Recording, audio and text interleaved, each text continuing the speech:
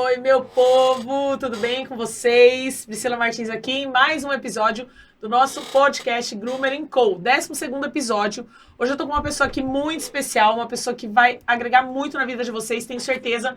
Uma das pessoas mais inteligentes que eu conheço. Na verdade, assim, eu tô até um pouco nervosa de entrevistar essa pessoa, mas eu tenho certeza que a gente vai curtir muito esse momento aqui e vocês vão aprender demais. Estou aqui com o Fernando Martins, bem-vindo, meu querido. Obrigado, Pri. Obrigado por me chamar. Fernando, para quem não sabe, é meu sobrinho, tá? Mas eu não vou contar essa história. Eu vou deixar para vocês tentarem adivinhar aí, tá? Fernando tem 28 anos, é CEO do Grupo Martins, formado em administração pela USP, é um leitor nato, um cara que estuda muito, pai do Pongo, o dálmata mais famoso do mercado pet, e hoje está aqui para dividir o conhecimento dele aqui com a gente. E eu realmente estou muito grata pela sua presença, tá? Fer, vamos começar, né? Nossa entrevista. E eu quero te perguntar o seguinte: qual é a sua posição atual hoje no mercado pet? O que você, né? O que você vem fazendo e como é que você chegou nesse mercado, né? Pô, vamos lá. Falar aqui onde eu tô, né? E depois eu comento um pouquinho como eu cheguei até aqui. Mas hoje eu sou ruim de me definir, na verdade. Sabia? Tipo, eu tenho. É engraçado que um tempo atrás a gente tinha que fazer as assinaturas dos e-mails lá da empresa. E eu não sabia o que colocar. Tipo, as pessoas perguntavam, putz, a gente coloca diretor administrativo, diretor comercial. Eu falei, cara, eu não, sei lá, eu não gosto muito de rótulo, assim. Tipo, Entendi. eu sinto que, primeiro, eu não sei se é uma questão minha até, é uma coisa que eu falo na terapia, assim, de eu me dar um pouco de crédito, né?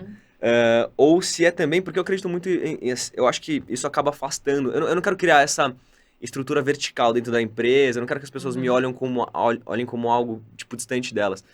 Então, ao longo do tempo, eu evitei esses nomes. Então, sei lá, hoje, assim, se tiver que colocar o que tá na assinatura, tá diretor comercial. Tá. Né? Mas, assim, eu tô a gente tem uma distribuidora, né? Na verdade, é um grupo de distribuidoras.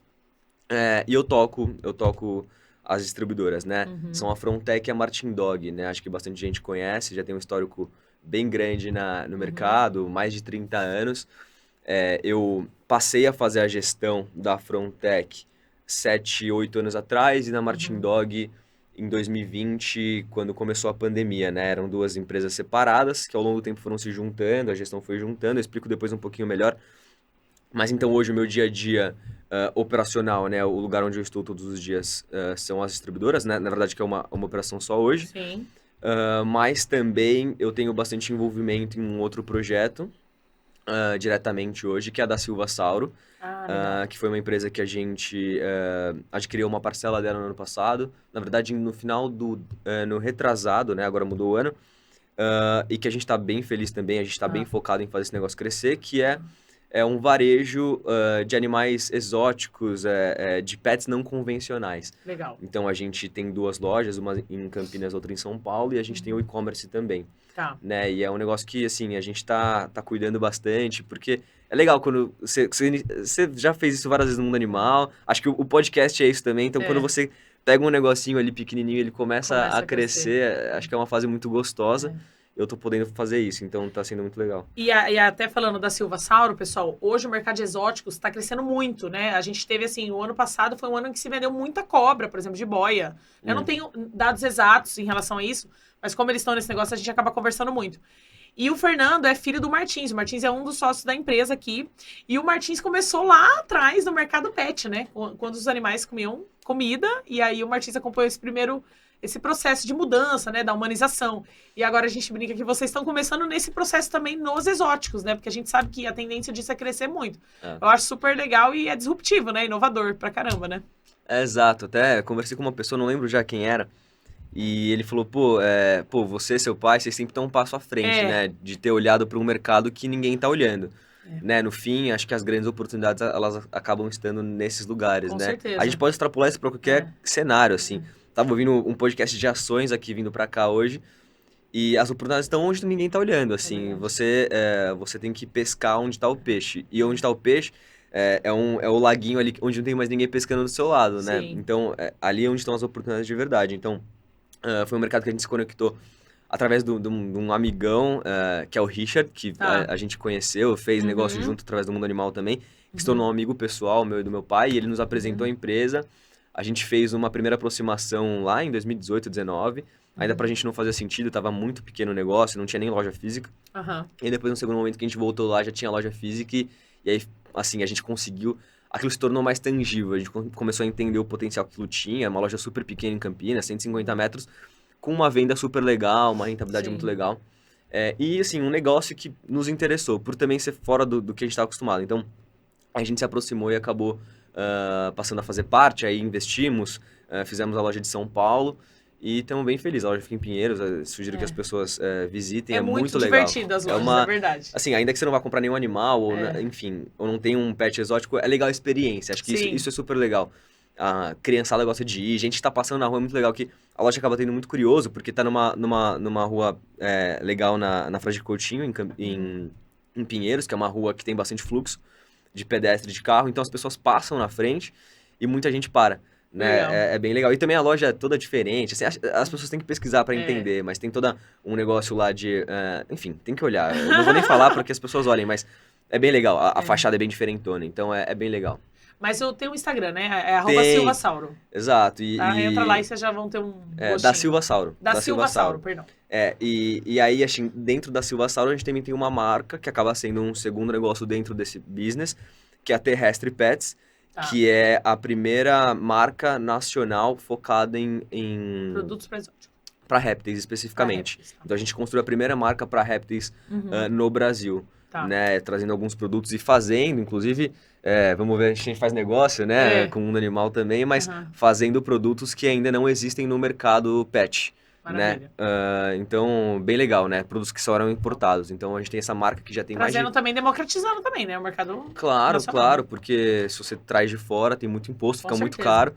E a gente sabe que a demanda existe aqui no Brasil, que nem você falou, putz, vendeu muita jiboia no Brasil, de fato.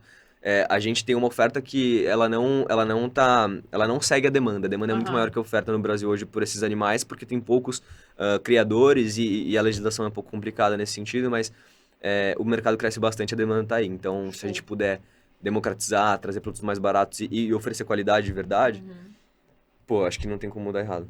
Legal. Eu vou dividir um insight aqui, que é do Martins, mas que nós usamos muito, porque o Martins é um dos nossos mentores, né? Acredito que seu também, meu também, óbvio. Ele sempre fala, eu atendo todo mundo que quer marcar reunião comigo, porque eu sempre aprendo alguma coisa ou capto alguma campanha, alguma ação comercial, e a Silvasauro provavelmente surgiu disso, né? De alguma reunião, que ele falou, não, tudo bem, vou lá atender. Eu acho super legal isso, porque ele sempre está disposto a ouvir e também aprender e a ensinar também. Né? Exato, ele... meu pai, né, que foi o motivo que eu tô aqui no mercado hoje. Aí já entra nessa pauta aí. Já entra nessa pauta. Então, assim, eu sempre gostei de negócio, né? Eu sempre fui a pessoa que, vai no aeroporto, aí tem uma lojinha, uma banca no aeroporto que vende livro no aeroporto. Eu quero entender o business da loja do aeroporto. Assim, é um prazer. Eu quero entender como aquela dinâmica funciona. Então, eu naturalmente sempre fui essa pessoa que quer entender como que o negócio ganha dinheiro, se ganha dinheiro ou não, enfim, se tá fazendo sentido, por um interesse natural. Então, eu fiz administração por esse motivo. Entrei bem cedo, até com 17 anos. Super novinho, me formei com 21, morei um tempo fora. E antes de trabalhar no grupo de empresas da família, né, que meu pai fundou lá 30 anos atrás, eu trabalhei na P&G também. Tive experiência com distribuição na P&G, só que do outro lado da mesa, né, eu na verdade estava no time que cuidava dos distribuidores, hoje eu estou na posição de distribuidor.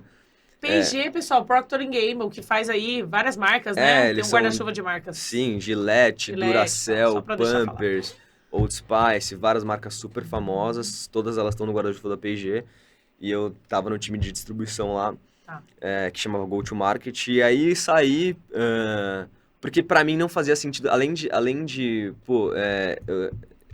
pra mim não fazia sentido o negócio em si, porque eu não era muito interessado pelos produtos. Pra mim não fazia sentido ser uma engrenagemzinha. Eu queria, assim, sempre quis ter meu negócio, né, de alguma forma. Então, acho que independente se eu caísse aqui em função do meu pai, que foi o que veio acontecer, eu acho que eu teria buscado de qualquer forma, porque era um interesse que eu já tinha. O que é muito legal, né? Não tenho dúvida. Porque acho que muitos sucessores acabam indo por sentirem que não tem a escolha, pela pressão familiar. E eu, graças a Deus, tive a oportunidade de juntar um interesse que eu tinha com uma oportunidade que estava dada, né? E sempre teve o poder da escolha, né? Nunca foi Sim. obrigado, né, a estar ali, Sim, né? isso é uma coisa muito legal, né? É. Claro que, ainda que você saiba que você tem o poder da escolha, existe uma pressão familiar que ela é oculta, né? Isso, assim, não pode ser negado, né? No mínimo existe uma expectativa, tá? Não existe uma pressão, concordo, mas existe uma Uma expectativa. esperança, Uma né? esperança. Ele vem. E aí você acaba sentindo esse peso, né? É. Cara, assim, no começo, pra mim, trabalhar na empresa, porque eu não comecei e cheguei mandando. Eu nunca acreditei nisso, inclusive, né? Apesar de, na época da faculdade, pô, a USP forma as pessoas e o mercado de trabalho quer contratar essas pessoas. Então não é Sem fácil, dúvida. não é difícil conseguir emprego. Então eu tinha amigos ganhando super bem com 20 anos, 21 anos, que era a idade que eu tinha. E eu saí ali pra ganhar, sei lá, Metade. menos que um salário mínimo. Na verdade, muito menos da metade dos meus amigos. Eu tinha É. amigo que tava se formando pra ganhar 13 mil reais em banco de investimento. Caraca. E eu saí pra ganhar, tipo, 800 reais e pra ir pra empresa da família, porque eu comecei na expedição. Então, eu tinha todos os meus amigos com status ali, eu nem falava o que eu fazia, eu só falava que eu tava na empresa da família, porque eu não queria até... Sim, se E pra expor mim era também, né? difícil, assim, É. era difícil, assim, tá nesse lugar de ter que confiar no longo prazo, acreditar que o longo prazo me entregaria alguma coisa, e foi algo que depois, no longo prazo, foi algo que eu passei a acreditar muito na minha vida. Uhum. Mas eu tive que começar do zero mesmo, assim. Então comecei. Na verdade, o momento que eu cheguei, eram duas empresas de fato, né? Meu pai tocava Martin Dog e ele tinha um sócio na Frontec, né? Que era outra distribuidora. E aí, meu pai chegou lá, me colocou na Frontec e falou: você não vai trabalhar comigo, você vai trabalhar na outra empresa, que a gente não precisa ficar tendo atrito Todo dia ali todo dia, junto, né? mas você vai estar no negócio da família. E aí ele chegou pro Newton, que era o sócio dele, e falou: vê aí o que você quer que ele faça. Só que o Newton também, naquela posição, pô, o que eu vou falar pro filho do meu sócio fazer, né? Acho que ele ficou meio que se sentindo assim. Ele falou, Super delicado. o que você acha que você faz? Aí eu falei, eu vou começar... Qual que é a atividade menos complexa da empresa, entre aspas, ou talvez menos remunerada, menos complexa? Putz, é a expedição hoje? Eu vou fazer a expedição, então. Legal. Então eu fiquei 4 meses na expedição. E aí é muito engraçado, porque você começa a entender e dar valor para as atividades que as outras pessoas fazem e entender o porquê de cada coisa. E aí, recentemente, tinham feito uma salinha de descanso que eu não sabia o motivo pelo qual ela existia. Só que eu trabalhei na expedição, no dia que eu cheguei, né? Não sabia por que ela existia. Mas aí eu fui trabalhar na expedição, fiquei 4 meses, e todo dia, na hora do almoço, eu sentia que eu tinha que dormir, porque Tava exausto, tava né? exausto de carregar caixa, É. enfim, de colocar mercadoria na prateleira, etc. Então, você começa a entender o motivo pelo qual as coisas são como são. Uhum. E eu nunca me coloquei na posição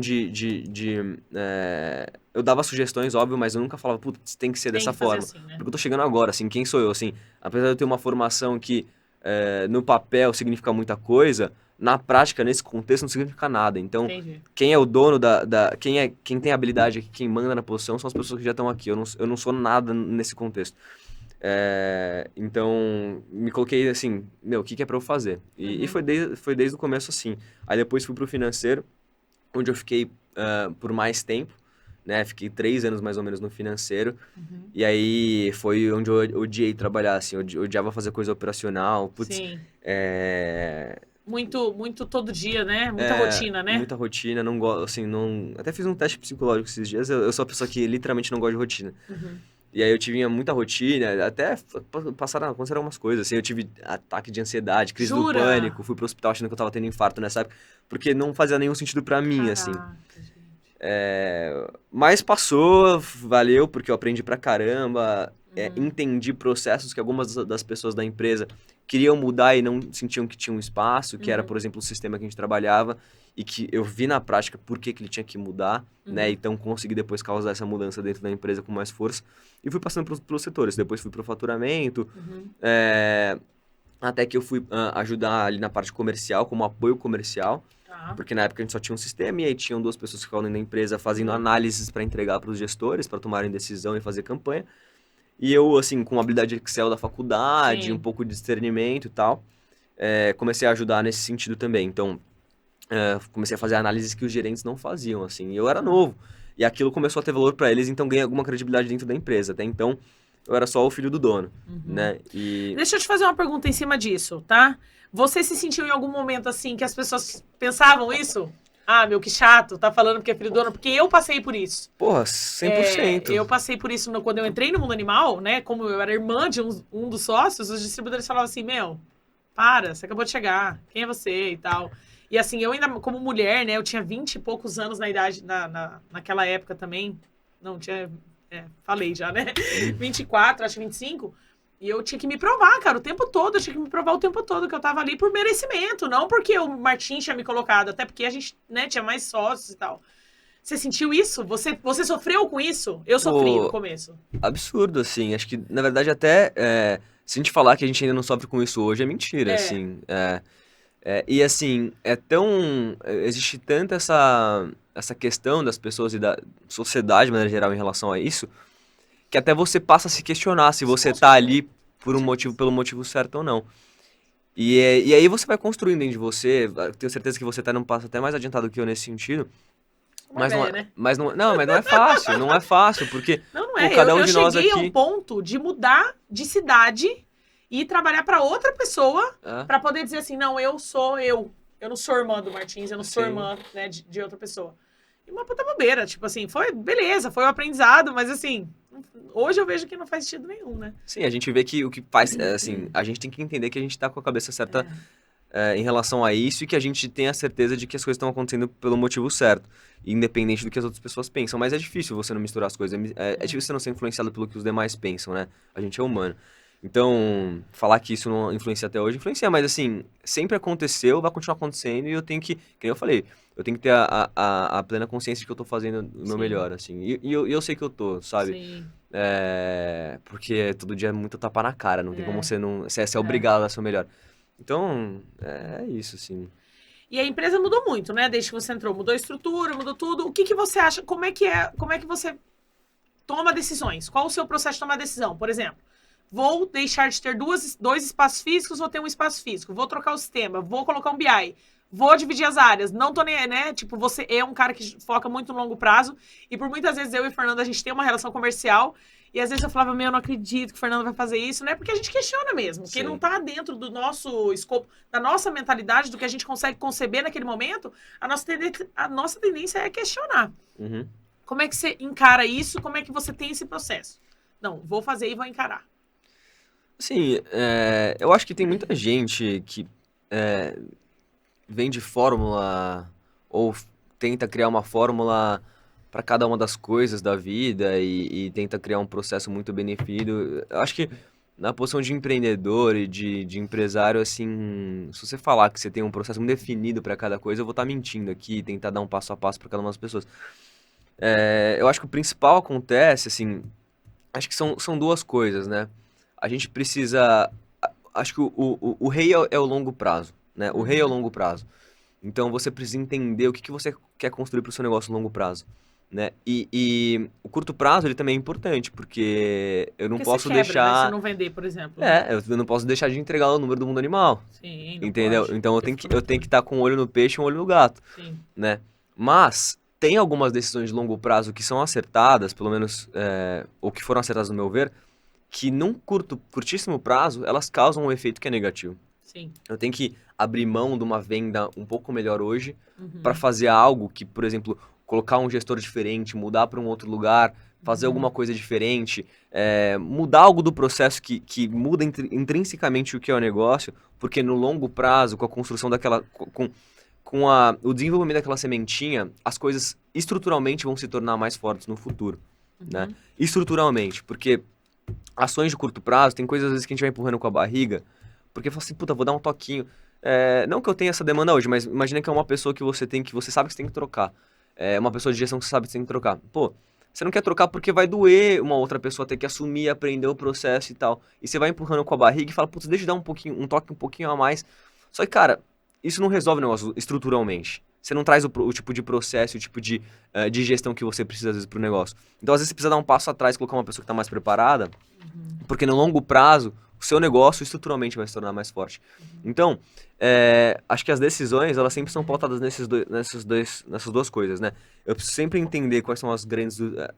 fazer aquela matriz de urgente e importante, entender que hoje é uma grande pedra no sapato que eu preciso resolver agora, Uhum. mas também, acho que parte relevante do meu dia a dia está centrado em pensar, em olhar para o longo prazo que o negócio precisa ser. Por exemplo, ontem eu tive uma reunião com um cara que por anos e anos ele construiu muito rentável e de sucesso de telemarketing, né? E ele fazia, ele atendia como terceiro, né?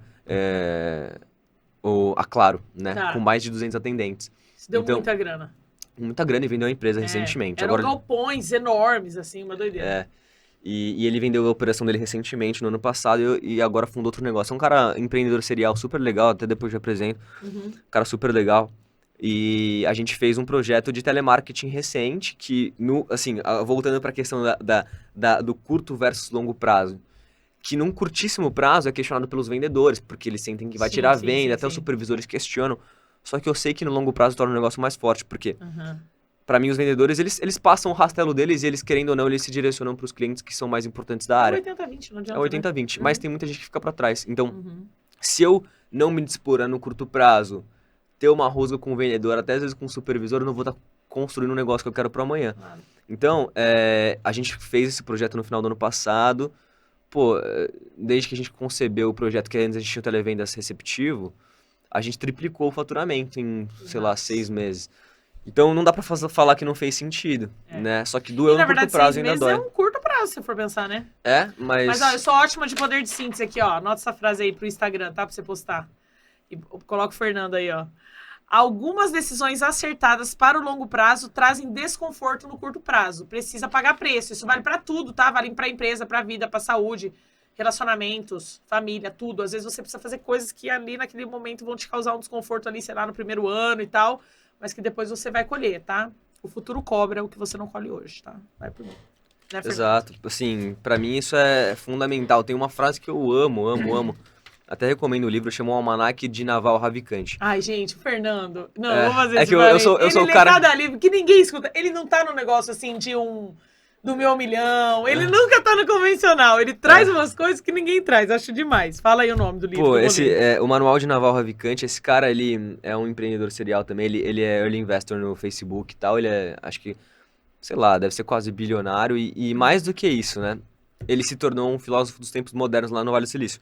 Ai, que massa. Então, os empreendedores são pessoas de lá e tal, e pessoas que, até agora de outros países e tal, eles dão muito valor pra esse cara, porque ele é o cara que construiu o sucesso, mas ele é financeiro, mas ele entendeu que também não é só isso. Então, ele tem toda uma filosofia dele de negócios e de vida que tá sintetizada nesse livro. Inclusive, o livro não foi ele que escreveu, foi uma pessoa que foi lá e pegou tudo que tinha de material dele online, inclusive um podcast muito grande, muito longo que ele fez no Joe Rogan, e escreveu numa sequência que parece que o livro foi escrito, mas ele só organizou.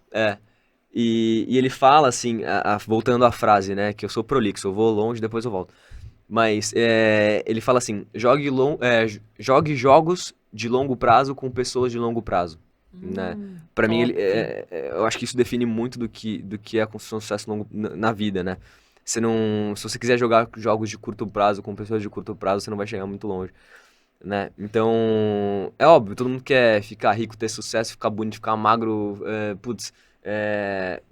todo mundo quer ter muito prazer imediato, né? Porque o ser humano é voltado pra isso, mas no longo prazo que estão as construções de verdade.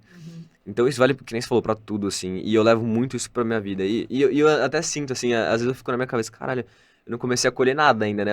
Toda dor é só dor, é só dor, é só dor. Não chegou no momento que eu sinto que eu colhi nada. Mas quando eu penso nisso, eu falo assim, eu volto pra frase, sabe? Eu volto pra frase e falo, putz, no futuro a construção vai ser maior ainda, sabe? Por estar passando por tudo isso.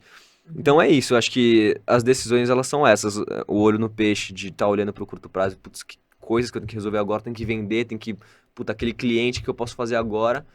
Mas também olhar pro longo prazo, quais são as decisões estruturais que eu posso tomar pra mudar o negócio no longo prazo. E a gente fez, por exemplo, a mudança do galpão recentemente. A gente ficou operando em 2 casas por 30 anos e já estava perdendo total sentido. A gente não estava conseguindo avançar em coisas que a gente queria, tipo, começar a pensar em WMS, começar a pensar em fazer FIFO certo, que não dava pra fazer no modelo que a gente estava. E foi uma dor, porque eram 2 imóveis próprios, agora a gente paga um aluguel caro, assim, Altíssimo, né? Mas, claro, assim, pra empresa que eu quero construir, é o que faz sentido, né? Ainda que hoje, às vezes, percentualmente ainda é caro, mas eu não vou chegar no faturamento que isso vai se tornar barato se eu não estiver disposto a fazer isso agora. Sem dúvida. Né? Então, é isso, assim, são as coisas é a forma como eu lido, assim, com decisão, eu acho. Legal. Ô Fê, e o que você não abre mão na sua empresa? Questão de cultura, de valor, as pessoas que trabalham com você, o que você olha quando você vê um vendedor, um colaborador, alguém que vai, né, agregar ali para você todos os dias? O que é um valor principal para você, uma coisa que você valoriza muito nas pessoas que estão com você? Cara, assim, Uma eu... habilidade, né? Sim, acho que um valor muito importante pra mim é a humildade, porque eu... Assim, tem gente que conhece meu pai, tem gente que não conhece, mas é um cara que saiu do zero e construiu bastante coisa. E eu pude ver, assim, quando eu era criança, não era o zero, mas era o 10. Imagina que foi do 0 ao 100. Eu tava no 10, no 20, porque eu era criança e a construção era Sim. recente. Então, eu vi minha família estar numa posição lá atrás, que é uma posição bem mais legal hoje, mas eu consegui ver como meus pais sempre foram humildes no processo e como eles ainda são, assim. As pessoas às vezes dão um crédito que eles não conseguem se enxergar dessa forma, né? Então, pra mim, isso é um valor muito intrínseco, muito meu, assim. Então, no meu dia a dia com as pessoas, eu tento... Às vezes, é aquele negócio do diretor. A pessoa vem e te coloca numa posição que eu nunca quero estar, sabe? Porque eu não acho que eu sou diferente dela enquanto humano.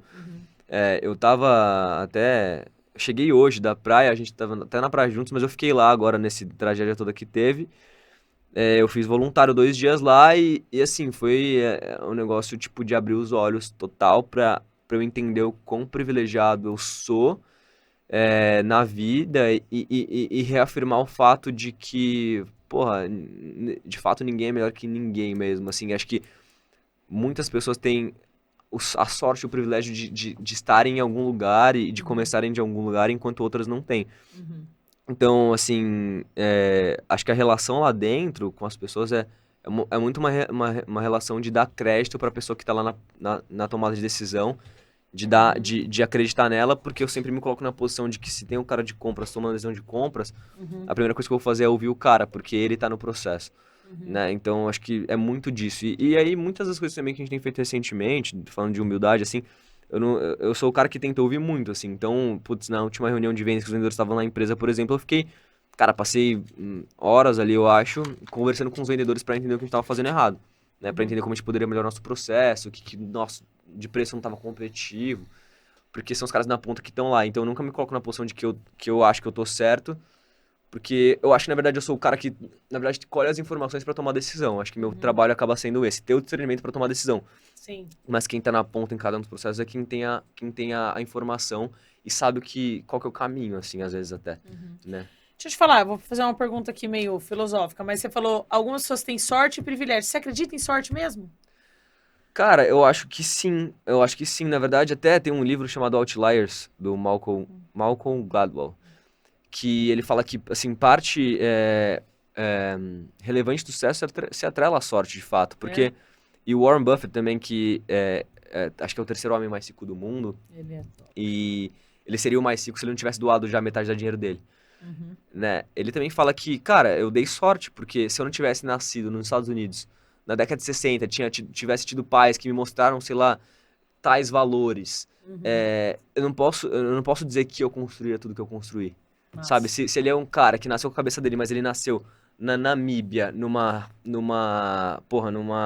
aldeia, ele não seria o cara mais rico do mundo. Eu nunca olhei para essa ótica. Cara, não dá pra Se ser. você falasse até 5 minutos atrás, você acreditava, eu falava, não, pô, conversa de louco, com gente Cara, louca. óbvio que, assim, o mais importante não é de onde a gente veio, mas pra onde a gente vai. Sim. Então a gente tem que sempre pegar os insumos que a gente tem e fazer o melhor deles. Né? Eu acho que é isso, assim. Putz, você tá numa condição privilegiada, que seja construir uma situação mais privilegiada ainda, Aproveite, talvez. né? Aproveite isso e ajude pessoas.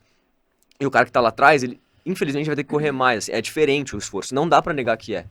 E talvez o esforço de hoje eu trabalhar da forma como eu trabalho, de eu me envolver o tanto de horas que eu me envolvo, o cara que tá lá trabalhando, subindo água, entregando água na favela, sei lá, numa comunidade, cara, o esforço, assim, se a gente vai comparar esforço, diferente, né? Realmente, o esforço do cara é maior às vezes até, então não dá pra dizer que ele se esforça menos que eu.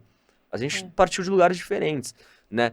Eu acho que é uma perspectiva boa, porque se o cara só ficar pensando, não dei sorte, cara, tipo, na verdade, assuma isso e tenta ajudar quem tá lá atrás, sabe? Tipo, tenta ajudar o seu privilégio para equalizar essa conta, tipo... Usar isso, né? Tendo estado no lugar que eu estive esses dias, Cara, na verdade, eu quero ficar muito rico pra pegar e ajudar muita gente, sabe? Nossa. Tipo, na verdade, meus heróis são pessoas que fazem justamente isso. Tipo, Warren Buffett, tipo, Bill Gates, que foi o cara que ficou multibilionário e extinguiu a malária, eu acho. Pode estar errado, tá? Depois, se vocês precisarem tiver errado, não me cobrem, mas... Tipo, o cara, assim, Se gasta... tiver errado, Rodrigo, você coloca embaixo. A Exato. informação errada, a informação Mas correta o cara é essa. gasta bilhões de dólares todos os anos. Há anos, ele já se aposentou da Microsoft, que ele fundou.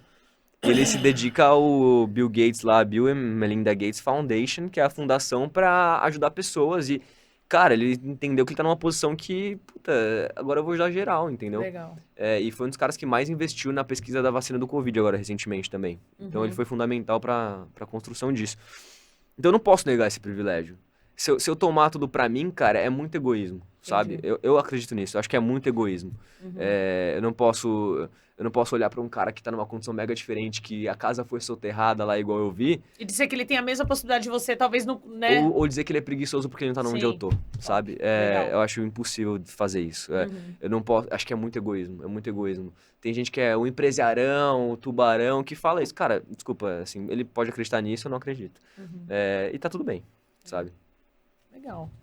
É um outro ponto de vista que faz muito sentido, né? Quando você ouve ali, pra entender, faz muito sentido. Assim, eu sou uma pessoa que eu acho que eu não sou nada inteligente, na verdade. Nossa, é o cara mais inteligente que eu conheço. Na verdade, eu não sou nada inteligente. Eu vou lá e eu tento olhar pro que as pessoas mais inteligentes do mundo acreditam. E quais são os valores dela. Me fala alguns dos seus mentores aí, você já falou Warren Buffett. Tem algum brasileiro? Tem As pessoas... Cara, deixa eu pensar. Não tem. Não sei. Ele estuda podcast em inglês. Tem o Charlie Munger. Aí esse cara que eu tava ouvindo no podcast hoje é o Monish Pabrai, que é um indiano, que ele, sei lá, acho que tem um patrimônio de 200 milhões de dólares hoje. Você vai colocando a legenda, tá, Fernando, embaixo? E ele falou, eu tenho dinheiro pra viver da forma como eu quero, mas eu vivo o suficiente, eu não quero ficar usando meu dinheiro pra fazer besteira, pra ficar gastando com trivialidade. Tipo, vou comprar 50 carros. Tipo, cara, isso pode aparentar para as pessoas que significa muito, mas não te deixa mais feliz. Inclusive, o Warren Buffett fala... o Warren Buffett, ele é o terceiro cara mais rico do mundo, ele mora há 70 anos na mesma casa. Uma coisa assim, 70, 60 anos na mesma casa. Em Omaha, Nebraska, tipo, cidade onde ele nasceu. Tipo, não é nada glamuroso. Não mudou nada na vida dele. Cara, não mudou nada na vida dele. Tipo, o cara, ele joga o jogo de dinheiro porque ele gosta do jogo. Só que ele doa tudo pro Warren Buffett, pro Bill Gates alocar pra África lá e fazer as coisas. Então, nem lembro. É uma mentalidade muito louca, né? Exato. Então, assim... Você tem um pouco disso? Cara... Ou não, você é gastão? Cara, Por que você curte gastar seu dinheiro, assim, vamos... Cara, eu tava falando dos mentores, aí você falou Warren Buffett e brasileiro não tem, porque Pabrai, só escuta coisa Charlie em português. Munger. É que eu tenho focado muito nesses caras, então... É só inglês aqui o negócio. Acho que deve ter brasileiros, mas eu não tô conectado tem seu com pai, isso seu agora. Seu pai. Meu pai. Mas não são coisas que eu tô conectado fortemente hoje, então... Se eu falar aqui, eu não vou ter coisas boas pra citar. Esses caras eu tô bem conectado, porque eu tô, assim, lendo bastante. Então eu posso falar, mas esse cara, voltando pra Braz, só pra finalizar, ele é um cara que ele, construiu um patrimônio e falou, se eu for gastar dinheiro, eu vou gastar em trivialidade, porque eu vivo da melhor forma possível. Então ele foi lá, ele é indiano, que teve oportunidade de estudar nos Estados Unidos, ficou milionário lá, etc. E hoje ele tem a Dakshana, acho que chama Foundation, que é uma fundação na África que ele... desculpa, na África não, na Índia. A Índia é um país que tem mais de 1,5 bilhão, acho que, de pessoas, ou quase isso. Que tem muita gente muito pobre que vive com 50 centavos de dólar por dia. Terrível. E aí ele ajuda crianças que ele chama de gifted, que são muito inteligentes, assim, que tem QI a mais e tal, mas que nunca teriam a oportunidade de ter uma boa educação, porque simplesmente não tem escola, não tem ninguém para ajudar essas pessoas. Mas elas são, assim, se elas tivessem a oportunidade, elas chegariam muito longe. Então ele tem uma fundação lá que ajuda mais de 1.000 crianças por ano, que coloca as crianças acho que na IIT, se não me engano que chama, que é a universidade de maior renome na Índia, que quando as crianças saem de lá, elas vão trabalhar no Google, no Facebook, etc. Então, Isso é legado, né?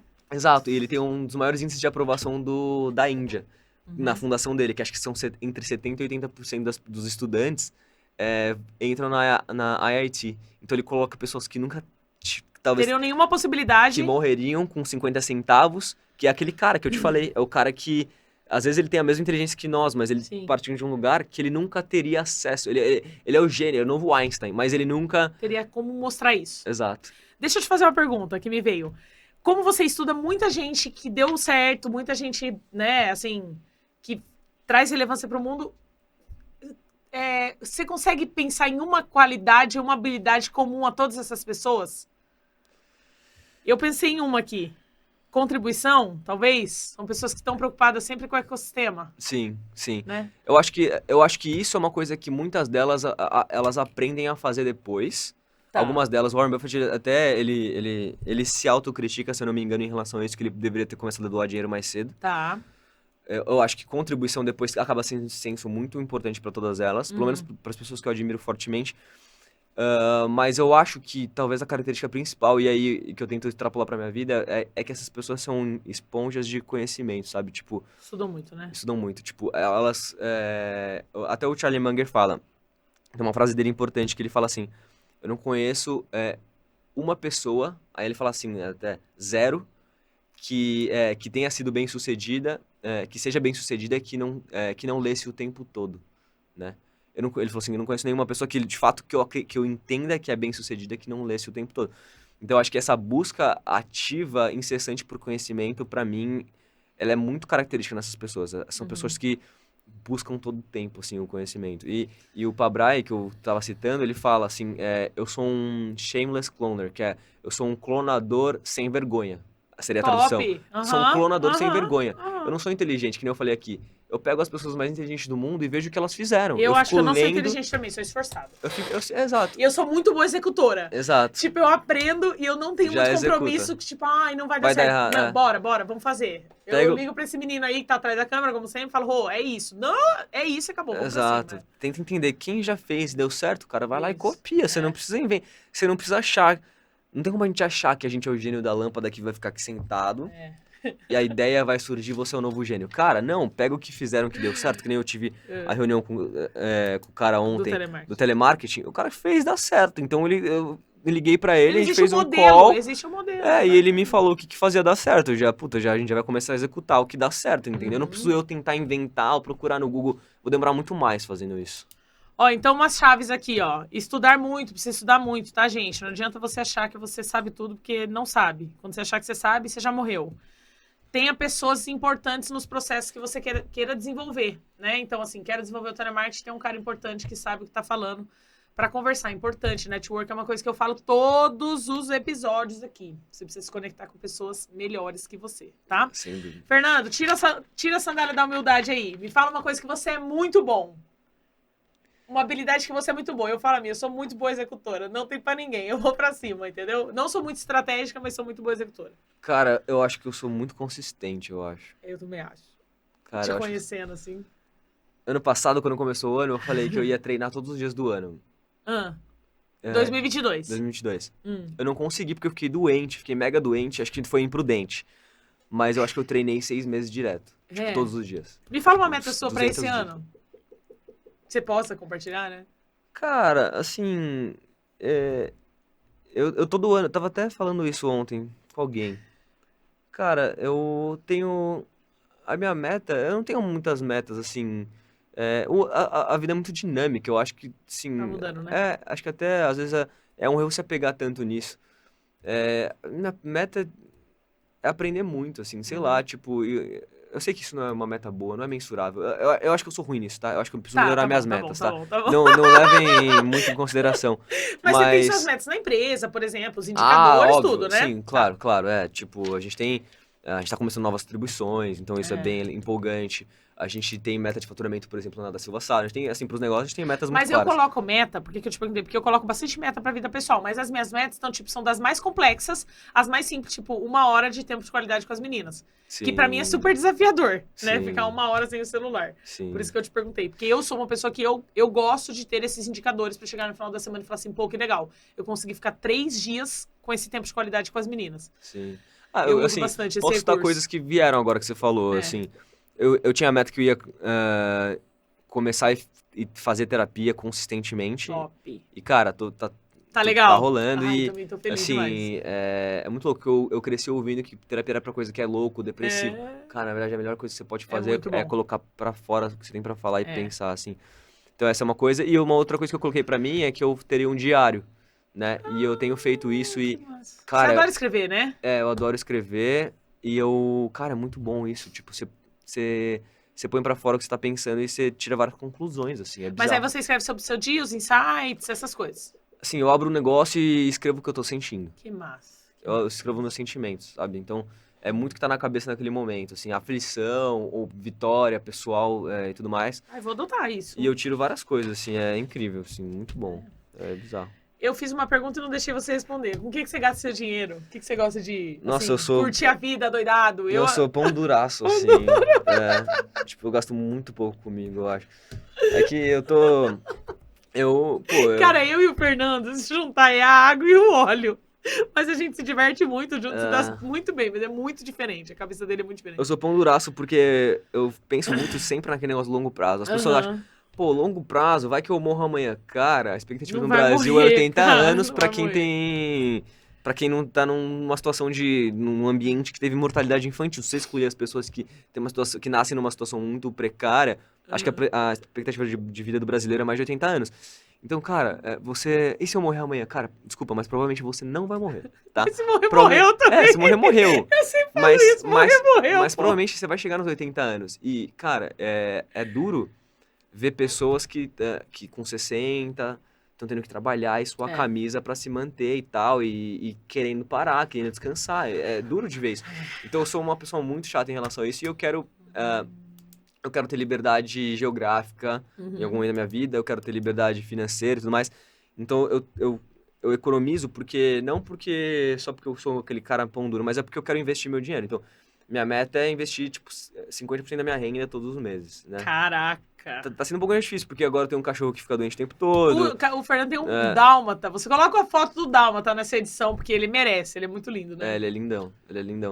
Mas ele tá dando bastante trabalho, você tá gastando muito dinheiro com ele, porque ele é atópico, ele tem vários problemas. Tenha filhos, eu indico pra caramba, tenho duas. Exato. Então, assim, eu até quero demorar, passando por isso agora, eu quero demorar mais, assim, pra ter filho, porque, enfim, tenho essa meta de guardar a parte relevante da renda pra investir mesmo. Mas viaja bastante, né? Você não é assim, de esbanjar muito, mas viaja bastante. Né? Exato. Acho que, pra mim, a melhor forma de longe de você gastar dinheiro é com experiências, porque isso ninguém te tira. Inclusive, acho que na semana que está saindo esse podcast, estaremos em Nova York, eu e o Fernandinho. Vamos passear, Se né, Deus quiser. Trabalhar e passear, né? Exato. Então, assim, ninguém tira isso. Então, quando eu viajo, aí eu abro mão um pouco de... Assim, eu vou com mais dinheiro porque eu quero ter as experiências, né? Assim, pô, qual que é o restaurante? Tipo, a gente vai pra Nova York. Tem um pastrame lá que faz fila, tem que comer. Deve ser mais caro comer um lanche na rua? Deve, mas tem que ir, assim, sabe? Tipo, eu quero sair com as experiências. E é algo que ninguém te tira, você vai lembrar pro resto da sua vida. Então, tipo, às vezes comprar um carro e bater o carro, ou fuder o carro e depois vender ele tendo desvalorizado, não é algo... Eu gosto bastante de carro, então pra mim é um negócio assim, mas eu vendi meu carro que eu amava, que era meu sonho, pra ter um carro muito mais barato hoje, pra pegar o dinheiro, a diferença do dinheiro e investir, por exemplo, agora. Então eu não sou uma pessoa muito... Claro, todo mundo gosta de coisas boas, eu não vou ser hipócrita aqui, assim... Quando eu compro muito menos coisas, mas quando eu compro alguma coisa, eu compro coisa boa. Sei lá, vou comprar 3 camisetas no ano. Eu vou comprar de marcas que eu realmente gosto, coisas que eu realmente gosto. Talvez um pouco na linha do minimalista, né? Isso. Eu não vou ficar gastando sempre, mas quando eu gasto um pouco mais. Mas se pegar e comparar com uma pessoa que gasta sempre, talvez coisas muito mais baratas, ela vai gastar muito mais que eu, na prática. Eu vou comprando, assim, tipo... E teve uma época que a gente ia para os Estados Unidos todo mês, todo ano, né? A nossa família, assim. E aí a gente comprava um monte de coisa, e aí eu e meu irmão, a gente morria de rir. Ele falava, Pri, esse ano você tá usando G, no outro ano M. Para de comprar. E eu tenho essa coisa de necessidade, cara, que deve ter algo que eu preciso tratar, porque, tipo assim, eu tenho um evento, mesmo que eu tenha lá um vestido super legal, eu compro outro. Isso é muito ruim pra mim, assim, é uma coisa que eu preciso trabalhar fortemente, essa questão do planejamento financeiro, assim. Porque eu fico só, você vive uma vez. Eu nem acho que eu vou morrer, mas eu acho que eu vou dar conta sempre, saca? Tipo, não, vou conseguir, vai dar tudo certo. Sim. Mas é muito bom olhar por essa ótica aí. Eu sou meio louco, assim, nesse... Já eram umas brigas, né, com família, com a minha noiva agora, com a Rafa. Noiva queridíssima. Às vezes quer fazer alguma coisa e eu, puta, mas tá... Acaba sendo um pouco chato, assim... Na verdade, você faz... Pra você fazer uma construção, eu acredito nisso, pra você fazer grandes construções na sua vida, você vai ter que desagradar muita gente, assim, eu acho. Com certeza, meu Deus. Tipo, você vai ter que viver pelos seus próprios termos. E não que eu queira desagradar a minha noiva, obviamente não, mas às vezes eu tenho que conversar com ela sobre abrir mão de algumas coisas. Porque eu acho que no futuro isso vai fazer muito sentido. Se a gente tiver essa cabeça hoje por algum tempo, no futuro vai fazer muito sentido. Muito bom. Fê, a gente tá acabando, mas tá muito legal. Eu queria... Então eu confesso legal, que eu queria mais tempo aqui, pô. Tem que marcar com mais tempo Não, aqui. divertido e assim, né? Que conteúdo maravilhoso. Mas eu quero te falar uma coisa. Tem alguma coisa que você queira dizer para as pessoas que estão assistindo nosso podcast, né? A maioria das pessoas aqui são pequenos empreendedores, pessoas que estão aí todo dia nesse batidão, matando um leão por dia. Tem algo que você queira dizer para eles? Alguma coisa que você queira compartilhar? Assim, eu acho que aquilo que a gente falou um pouco mais cedo sobre a gente não ter todas as respostas e de buscar as melhores referências para te darem as respostas. Acho que muito empresário fica tentando tirar o coelho da cartola, fica ali, minha loja não tá vendo. E se eu fizer tal coisa, se eu fizer tal coisa? Cara, para um segundo, entra no Google, pega um livro e fala, cara, o que o cara que teve o maior sucesso no varejo fez? Tipo assim, porra, Sam Walton lá, tem a biografia do cara que fundou o Walmart. Porra, em vez de você tentar tirar o coelho da cartola e entender, aí se eu colocar essa caneca desse lado e virar desse jeito, cara, gasta um pouco, né? Pega um modelo de alguém que teve muito sucesso e replica na sua vida. Tipo, no fim das contas, as pessoas têm medo de ler livro, tal, porque acha... Cara, na verdade ali é a oportunidade de você conversar com as pessoas mais bem-sucedidas da história. Por isso que eu amo ler, porque eu tenho a oportunidade de conversar com um cara que já morreu, ou que eu nunca vou conseguir conhecer. E captar, né? E ele escreveu lá com as palavras dele, cara. Ele tá me contando o segredo pra ele, sabe? Então, busca a melhor referência daquilo que você quer uma dor naquele seu momento e, pô, assim, vai pra cima daquilo, sabe?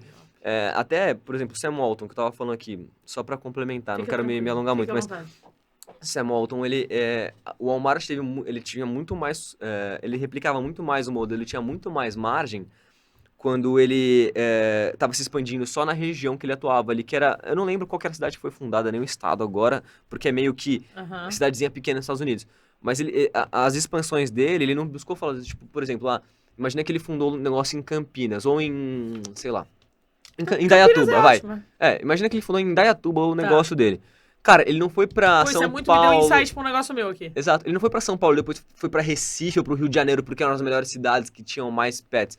Cara, esse cara, assim, pegando o exemplo do Sam Walton, se a gente fosse colocar no Brasil, tá? Ele foi primeiro pra Campinas, depois foi pra Valinhos, depois... Tipo assim, ele foi pra onde ele tinha...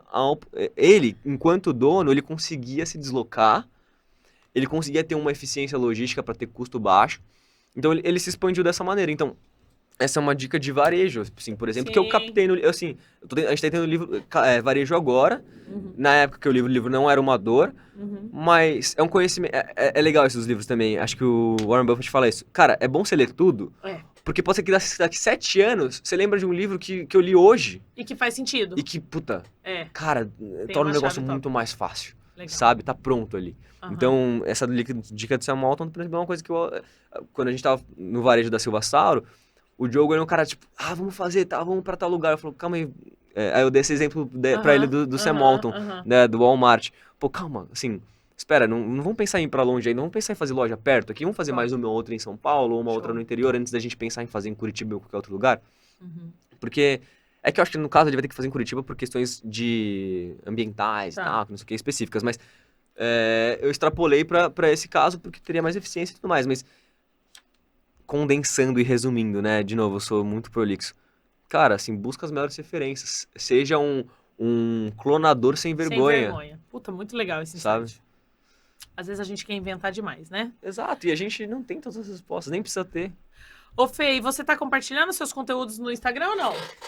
Cara, eu vou te falar que eu fiz isso por muito tempo, de maneira muito consistente, por 2 anos, assim. Até cheguei a vender curso e tal, livro. Mas eu parei, assim, porque ano passado... Eu foquei em coisas de livros, né?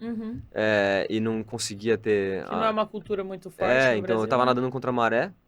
Mas eu tenho a intenção de voltar, assim. Eu ainda posto bastante coisa, assim, aqui ali. Fernando Martins? Underline Fernando Martins, tá? Vamos colocar aqui. Quero te agradecer muito pela sua presença. Você é fantástico, viu? Obrigado. Sigam esse garoto, gente. A gente vai trazer mais conteúdos com ele, com certeza, tá? Um beijo no seu coração. Para tudo que você estiver fazendo e assiste de novo esse podcast, para você entender do que a gente falou aqui hoje. Esse podcast é realmente para fazer você mudar o seu nível de pensamento, mudar a sua mentalidade. Então a gente sempre vai trazer conteúdos muito relevantes para você. Um beijo, amo vocês, obrigada. Valeu.